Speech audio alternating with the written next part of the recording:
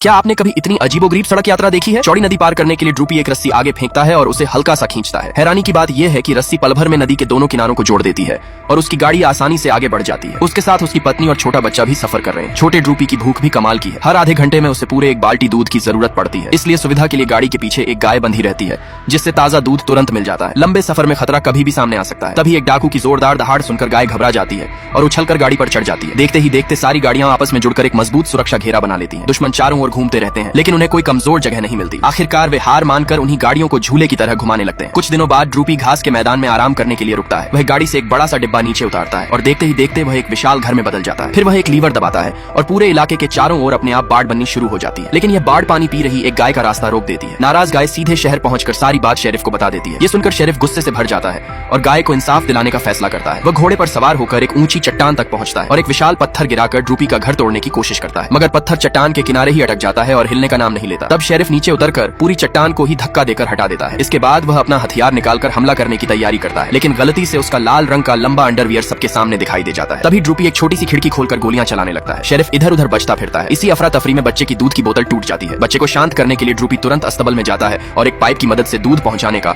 Automatic इंतजाम बना देता है। फिर वह दोबारा फायर करता है और इस बार शेरिफ का हेयर स्टाइल पूरी तरह बदल जाता है। हार मानने को तैयार न होकर शेरिफ भी जवाबी हमला करता है, लेकिन उसकी गोलियां पास खड़े एक हिरन का नया हेयर कट बना देती है। अपना नया रूप देखकर हिरन गुस्से में दौड़ पड़ता है। शेरिफ उसे एक गोदाम में बंद कर देता है और उसके दरवाजे को कागज की तरह मोड़कर जमीन पर फेंक देता है, लेकिन अगले ही पल वह दरवाजा अचानक खुल जाता है। हिरन बाहर निकलकर शेरिफ को जोरदार टक्कर मारता है और उसे दूर उड़ा देता है। इसके बाद शेरिफ चोरी छिपे रेलवे की पटरियां बदल देता है ताकि आने वाली ट्रेन ड्रूपी का काम तमाम कर दे, लेकिन ड्रूपी बिल्कुल भी नहीं घबराता। जैसे ही ट्रेन करीब पहुंचती है वह दूसरी पटरी सक्रिय कर देता है और एक बार फिर बड़ी मुसीबत से बच निकलता है।